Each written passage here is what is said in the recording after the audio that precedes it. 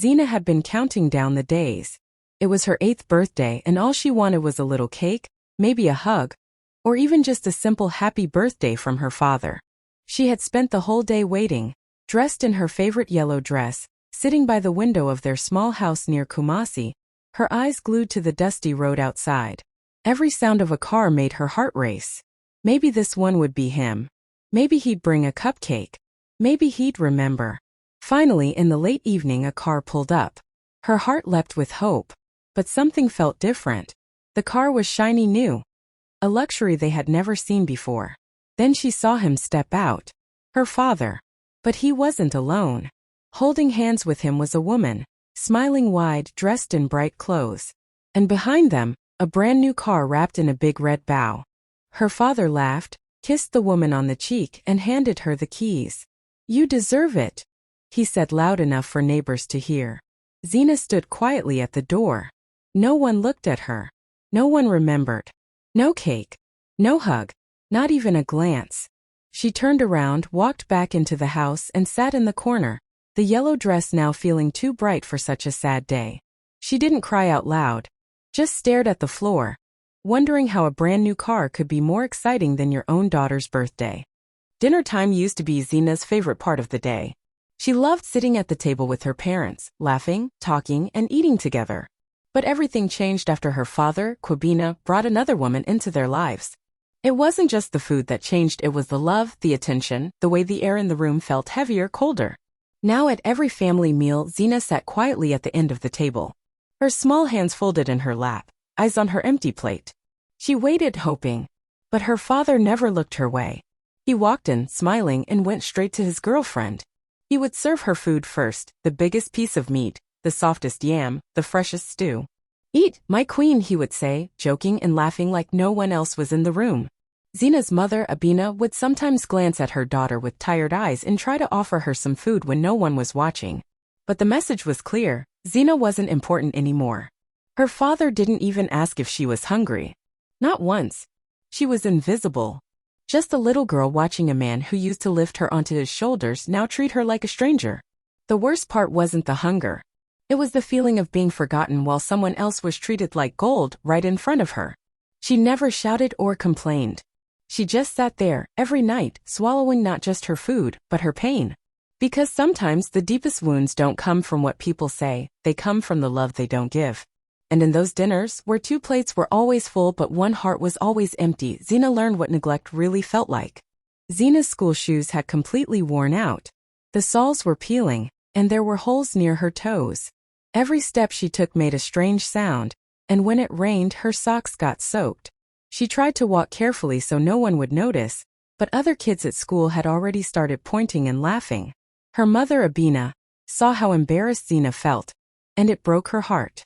So one evening, she gathered the courage to ask Kwabena for help. "Zina needs new school shoes," she said softly, careful not to sound like she was nagging. But Kwabena barely looked up from his phone. Without even thinking, he replied, "I have more urgent responsibilities right now." Abina didn't argue. She just nodded and turned away. But her heart sank. What could be more urgent than your child walking to school in broken shoes? Later that same day, as Abina was doing laundry, her neighbor came running to show her something on Facebook. There it was, a shiny photo of Kwabena's girlfriend, smiling with a brand new iPhone in her hand. The caption read, "Best man ever kiss mark," followed by hearts and kiss emojis. The phone looked expensive, maybe even more than a month's rent. Abina stared at the screen in silence. That was the urgent responsibility. A phone for someone who wasn't his child. Meanwhile, Zina was upstairs patching her shoes with pieces of cardboard, so she wouldn't feel the ground when she walked. When Zina asked if her father had said anything about the shoes, Abina forced a smile and lied gently, "He's working on it." She didn't have the heart to tell her daughter the truth, that she wasn't his priority, that he had money just not for her. Zina didn't cry, but she looked away quietly, and in that moment, something inside her shifted. She didn't understand everything yet, but she could already feel it. She was growing up faster than she should. While Kwabena was out showing off at fancy restaurants, buying gifts for his girlfriend, and posting smiling pictures on social media, Abina was sweeping offices in Accra when the city was asleep. Every night after putting Zina to bed, she would quietly pack her cleaning supplies, tie a scarf over her head, and walk out into the cold night. There were no cameras watching her. No claps or praise. Just silence and sacrifice. She worked long hours, scrubbing toilets, wiping floors, and emptying bins in big office buildings. Sometimes her hands would hurt so much she could barely lift a spoon the next morning. But she kept going. Not because it was easy, but because Zina needed her. School fees didn't pay themselves. Pencils, books, food, they all added up. And even though Zina's father had money, he rarely sent a pasewa. So Abina carried the full weight alone. Some days she didn't eat just so Zina could have lunch for school. Some nights she came home too tired to speak, but still woke up early to braid Zina's hair and iron her uniform. She never complained. She never posted her struggles online. But every pencil in Zina's bag, every meal on her plate, every clean school uniform, came from a mother who gave up her sleep, her comfort, and even her dreams. People saw Kwabena and his girlfriend dressed up, smiling in front of expensive cars, and called them goals. But they never saw the real hero, the woman walking home in the early hours of the morning, shoes worn out, eyes heavy, heart full of love for her daughter. Abina didn't need applause. Her reward was watching Zina smile, hearing her say, "Thank you, Mama," and knowing her daughter never had to beg for love or basic needs. In a world that clapped for flashy lies, Abina quietly built a life of dignity. One mop, one sacrifice, one silent hustle at a time. The photos were everywhere. A shiny brand new car parked in front of a fancy restaurant, wrapped in a big red bow. Kwabena stood proudly next to his girlfriend, holding the keys in one hand and her waist in the other. She was smiling wide, and the caption under the post read, "You deserve the world, babe, red heart automobile." The internet loved it. People commented things like, "Power couple," and "She's so lucky." Hearts and fire emojis flooded the post. But none of them knew the full story. Behind that perfect photo was a little girl named Zina, sitting quietly at home. She saw the same picture on her mother's phone. At first, she didn't say anything. She just stared. That was the car her father had promised he couldn't afford when her mother had asked for help with Zina's school transport. That was the smile he didn't give when Zina made her drawings and waited for his praise. That was the celebration she never got, not even on her birthday. Zina didn't hate the woman in the photo. She didn't even understand why this lady had taken her father's attention. But what she did feel was a deep ache in her chest, a question that no one would answer. Why not me? While the world was cheering for a man who gave luxury to his lover, a child was quietly learning that sometimes, love skips the people who deserve it most. No one online saw the cracked walls of the house Zina lived in. No one posted about the second-hand school bag she carried or the days she went to bed hungry while her father popped champagne in hotel lounges. The car was beautiful. But it didn't just drive down the street, it drove straight through a family. It became a symbol of what Zina never got, a father's love, attention, and pride. And while the world clapped for a flashy gift, a little girl was left behind, watching in silence as her place in her father's heart was replaced with metal, money, and a moment that didn't include her. Zina never threw tantrums. She never shouted or asked, "Why doesn't Daddy love me?" Instead, she went quiet, not the kind of silence that comes from fear, but the kind that grows from pain too deep to explain. Every time her father ignored her, every time he gave love and money to someone else while she sat in the background, something inside her hardened. But not in a bitter way, in a focused one. While other kids were playing after school, Zina was reading. She stayed up late doing her homework by candlelight, and when the power went out, she used a small torch her mother gave her. At school, she sat in the front row, raised her hand for every question, and studied like her life depended on it, because in a way it did. She knew that if she wanted to escape the pain, the poverty, and the feeling of being invisible, she had to build her own future with her own hands. She never said it out loud, but in her heart, she made a silent promise. One day, he will regret forgetting me. It wasn't anger that drove her, it was determination. She wasn't trying to impress him. She was trying to become someone that even he couldn't ignore. Zina didn't need fancy clothes or applause. All she wanted was to be seen, to be valued, to matter. And when the world turned its back, she looked forward. Every test she passed, every book she finished, every gold star she earned, it was her way of saying, "I'm still here. I'm not broken. I'm rising." While her father posted pictures with his girlfriend, Zina was building a future so bright it would one day blind anyone who doubted her worth. She didn't cry. She climbed, and every quiet step she took was louder than anything her father ever said. Zina was just 24 when her name flashed on the screen at a big tech event in Lagos. Youngest engineer hired at a top tech firm, the host announced. The room clapped, cameras flashed, and Zina walked across the stage in a sleek suit, holding her award with calm pride. But behind that confident smile was a little girl who once sat by a window waiting for her father to bring her a cupcake. In the crowd, her mother, Abina, sat in the front row, tears streaming down her cheeks. She wore a simple dress and held her bag tightly on her lap, but her heart was bursting with pride. This was the moment all her sleepless nights, empty stomachs, and silent prayers had led to. She wasn't just watching her daughter win. She was watching her rise above everything they had survived together.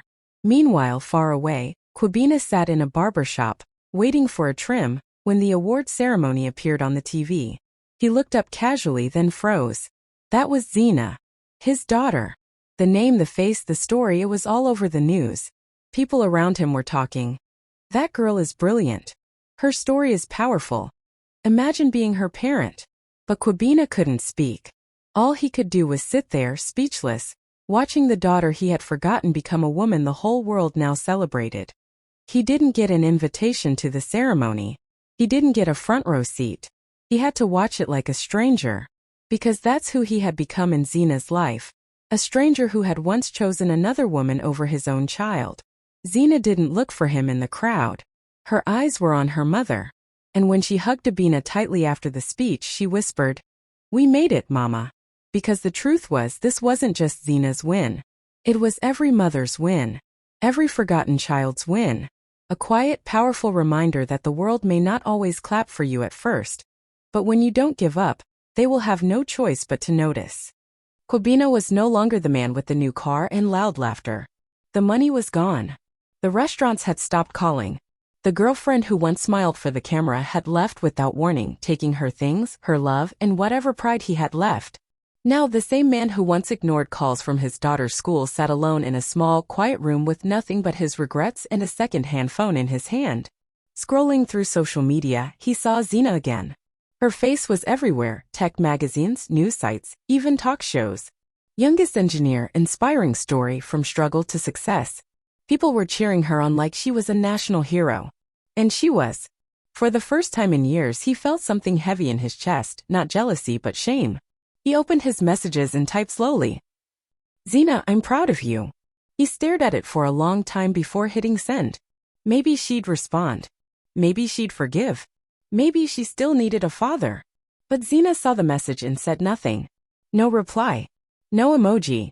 Not even a thank you. Just silence. She left him on read. Because there was a time she would have done anything to hear those words, to hear that he was proud of her, to feel seen. But now? Now those words came too late. They didn't heal anything. They didn't change the nights she cried silently or the mornings she walked to school with torn shoes while he spoiled another woman. Zina didn't respond because she didn't need to. Her success spoke louder than any text. She had already made peace with the pain. She didn't seek revenge, just distance. And in that quiet, unanswered message, Kwabena finally felt what she had felt for years. Forgotten. Unimportant. Unseen. The roles had reversed. The man who once walked away was now the one left waiting. And the little girl he once ignored? She had outgrown him without ever raising her voice.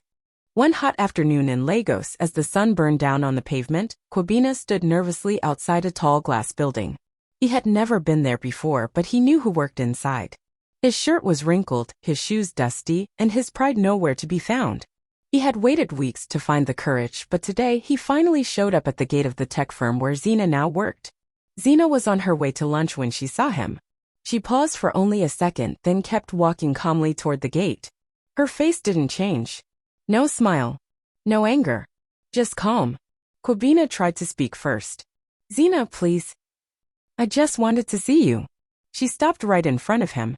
Some of his old friends from the neighborhood, who now worked as security guards nearby, were watching. People around began to notice. Still, Zina didn't raise her voice. She looked him straight in the eye and said, "You gave a stranger luxury, and gave me nothing but neglect. You filled another woman's plate while I sat hungry. You showed her off while you hid me." Kwabena tried to respond, but his voice cracked. "I know I failed. But I'm here now.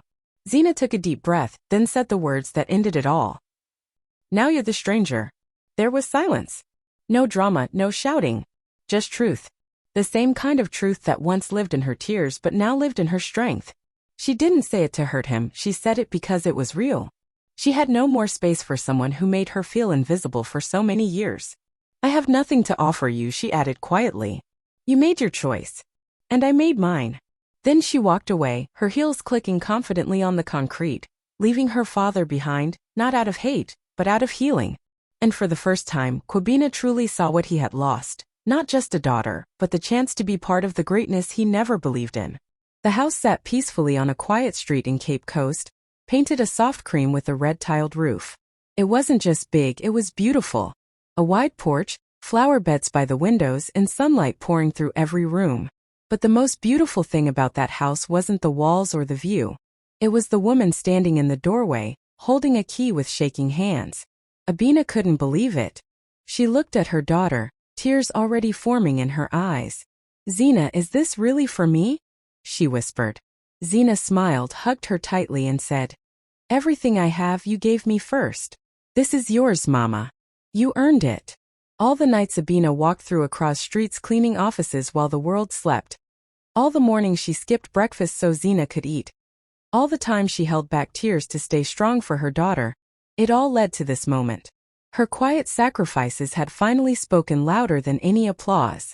The house had space for guests, a garden out back, and even a sewing room where Abina could finally return to the hobby she had once given up.